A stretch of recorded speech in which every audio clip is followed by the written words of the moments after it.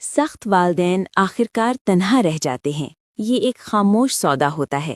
آپ سخت ڈسپلن قائم کرتے ہیں، بہترین نمبرز حاصل کرواتے ہیں اور بلا سوال عزت پاتے ہیں، لیکن اس کے بدلے آپ ایک دیوار کھڑی کر دیتے ہیں۔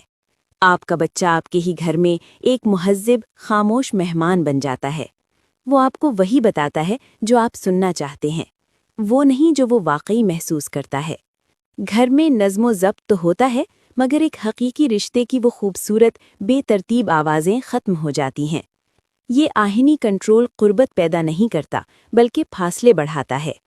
آپ ڈر کو عزت سمجھ لیتے ہیں، اطاعت کو کامیابی مان لیتے ہیں، حالانکہ حقیقت میں بچہ خود کو بچا رہا ہوتا ہے۔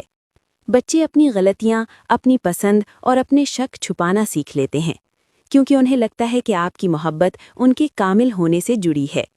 یوں وہ اداکاری میں ماہر ہو جاتے ہیں اور آپ کے سامنے ایک مکمل شائستہ اجنبی رہ جاتا ہے، مگر دل میں ایک خاموش سی ٹھنڈک ہوتی ہے۔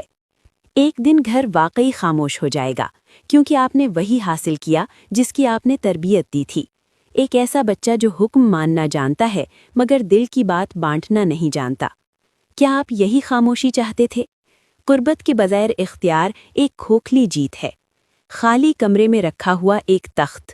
آج ایک اصول نرم کر کے دیکھیں۔ ایک حکم کی جگہ بچوں کو ان کی مرضی کرنے کا اختیار دیں۔ سختی کے بدلے سچی بات کہنے کے لیے محبت دیں۔